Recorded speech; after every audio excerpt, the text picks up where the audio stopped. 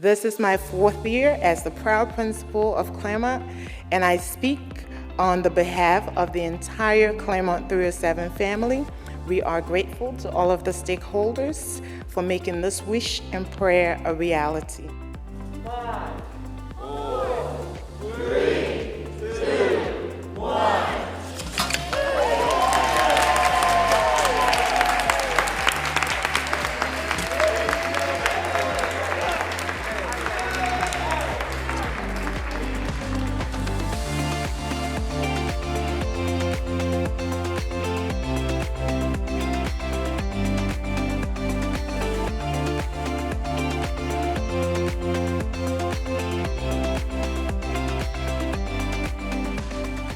Just like Dr. S, the first time I came into the building, I was so overwhelmed that I was almost in tears. And I think it was myself and Mr. Brooks, and I kept saying, I just want to cry. Our kids deserve this.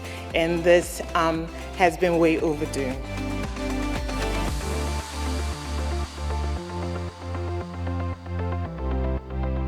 If you've been to Claremont, you can see what we thought about our most special young people and what we think about them today. We thought it was okay to have our most special young people going to school next to oil tanks. That's how we used to think about our young people.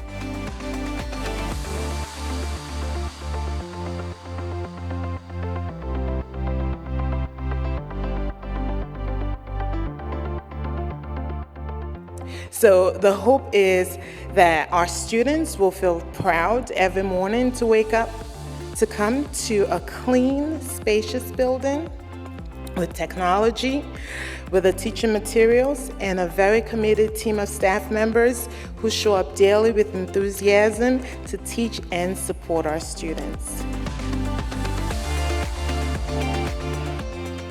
It's more than just bricks and mortar.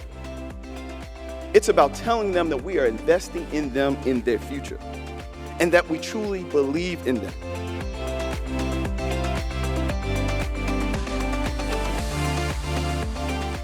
We would not have these new buildings today, Tuesday, the ones that are to come, and the ones that have already opened if thousands of Black, brown, and white parents, students, community activists, alumni, and teachers had not advocated and demonstrated over the course of years for educational equity and modern school buildings for the families of Baltimore City.